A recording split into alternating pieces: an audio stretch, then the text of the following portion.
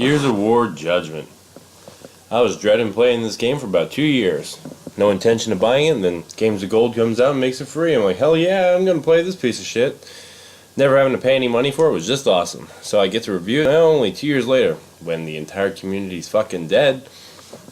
So Gears of War Judgement is the fourth entry in the Gears of War series, but the first in chronological order, because that just seems to be the cool thing to do these days. Like, you know, Bioshock Infinite and, well then. I certainly fucked up on my examples there, but anyway. Judgment is the fourth entry, right? The story details the testimony of Baird and the rest of Kilo Squad. So that's Cole, Sophia, and Paddock about the events of Halva Bay. It's some insignificant event that basically just means Baird gets demoted because it requires suspension of disbelief. You know he's alive in Gears of War 3, so you know Cole and Baird aren't going to die. So, whatever. They're not going to get executed. It's pretty much, there's no sense of danger. Anyway, it's a fairly short campaign and the shortest in the series, even on insane difficulty. You won't have much trouble completing this game in under 6 hours if you're a veteran of the series. It's pretty easy. There's ammo everywhere. You get free grenades, and the AI will toss grenades for you. There's no real challenge, but I think it's more in the arcade about how fast you complete it and which method of way you can do it. But everything else, you will say, if you get all the collectibles and the declassified missions, it lasts longer and is more hard. Yes. The declassified missions. This alters the gameplay for each section within the chapter. A nice addition to the Gears of War series to change the torque bow and long shot campaigns we all know. I mean, Gears of War 2, you see a long shot, you're holding onto it to the end of the mission, and then you find a torque bow, and then you're basically set for the rest of the game. You didn't really need this in Gears of War 3 with the arcade mode, with the super bullets, but whatever. Judgment is the most arcade version of Gears of War yet, so like I said in Gears of War 3, and makes sense as to why older fans disregard the title as a standard Gears of War type. With previous title campaigns having more focus on a cinematic and linear way of progressing through missions, Judgment takes an arcade approach, and it's more points focused. It's more about getting those stars for each mission. It has this feeling of less like a Gears of War game, more like a third-person Bulletstorm. If we all remember Bulletstorm, this was that piece of shit that was made by People Can Fly. It's flavor of the month. People forgot about it. Doesn't surprise me. The story is pretty standard for the Gears of War franchise, although it puts Baird in a different perspective. It seems like they've referenced previous titles to get motivations for his character now, because his character seems a bit more in line, but you know he has his hesitations. He doesn't really respect authority too much. He's more of a doer, and he wants to get results as opposed to the cog, who are, whatever. Let's continue on. The main villain lacks any real presence, and I often think of it as General Kurd, because I know it's Karn now, but for some reason I thought it was Kurd. Something about Simpsons and REM going on. Barely featuring in any cutscenes and only getting a mythical status of this gear killer. That's about it. There's not like Scourge, who had that appearance with Ty and even reappeared. But no, General Kurd's just non-existent throughout the campaign. This could have worked out better if the player was given a side campaign to play as the Locust villain in flashbacks, much like Rom's Shadow, but whatever. Characters Sophia and Loomis are pretty fucking cookie cutter. Sophia's a naive kid fresh from Onyx Academy, and Loomis is a douchebag colonel, as you can tell by his mustache. Despite his motivations being justified, Cole has a distinct lack of dialogue, which is disappointing despite his entire chapter focus in Gears of War 3. Coltrane, he's the fucking fan favorite. Why wouldn't he be?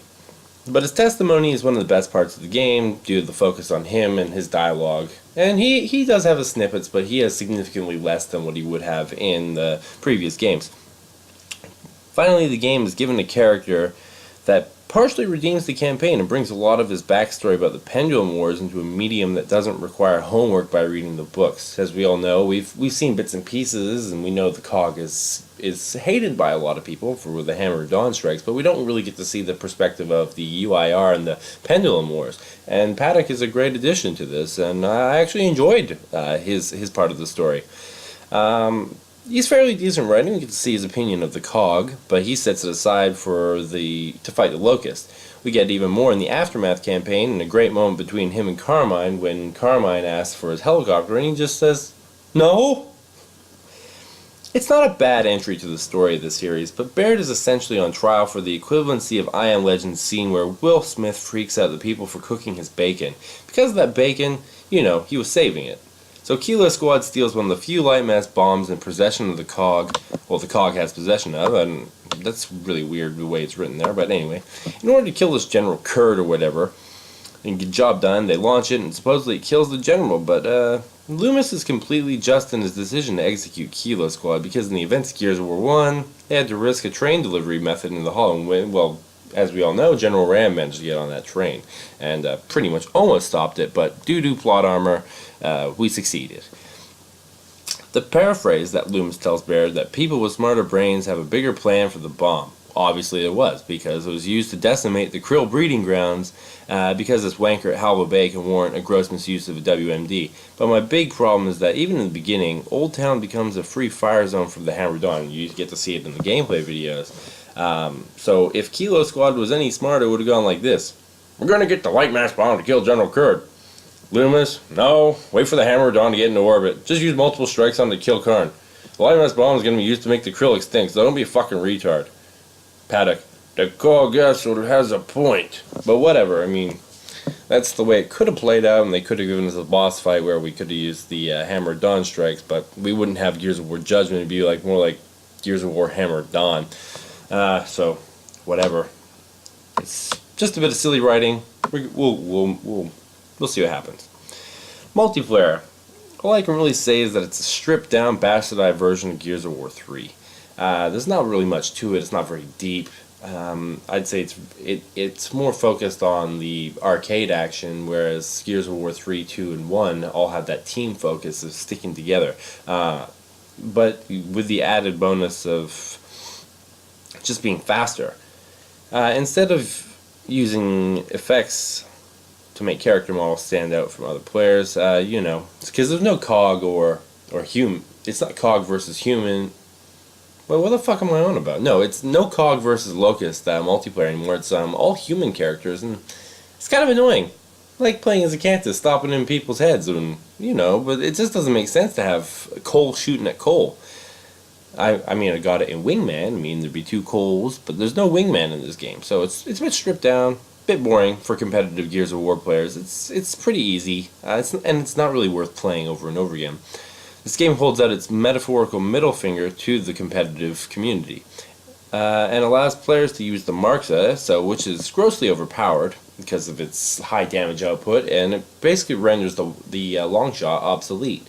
Same as the breach shot, but the breach shot's not a loadout weapon, so the Mark.So is obviously the best thing you're going to use, and then when you kill someone with a shotgun, you're just going to take that as your second weapon. You can have frag grenades to start off with from the spawn, and in Team Deathmatch, if you have a high score, everybody's going to be throwing frag grenades, and that's going to be pretty shit. So this game it's the casuals and Babby's first Gears of War game. Overrun is Judgment's idea of beast mode, allowing Locust vs. human gameplay, but it seems more like Invasion from Halo Reach. From what I understand, it's destroy this, get further, you get more emergency tools, yada yada yada. It's tried and true, but it's for the Gears of War series.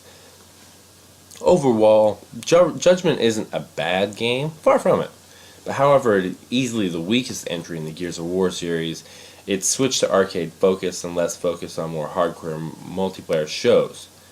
Judgment would have felt better off as an expansion to Gears of War 3, much like ROM Shadow, but it's quite clear that Microsoft wanted to squeeze a little bit more life out of the Xbox 360 and needed something for 2013, so they came out with Judgment.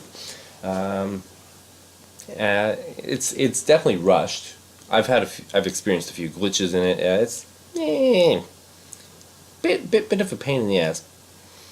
This game is an example of series fatigue. It feels a little bit stale, even with that arcade focus. Only a mere 2 years after its release, Gears of War 3 generally has a higher population, and they gave out Judgment before 3. And 3 came out in 2011, and this came out in 2013. But Paddock, faster-paced gameplay and easier mechanics make this a decent game for a newer player to the Gears of War series, but would have been better if features like Horde, Beasts, and more multiplayer maps just were there. but they aren't, so it kind of fucks over and takes away a bit of the dollar for the value. But if you're a hardcore Gears fan, it's worth playing through the campaign at least once.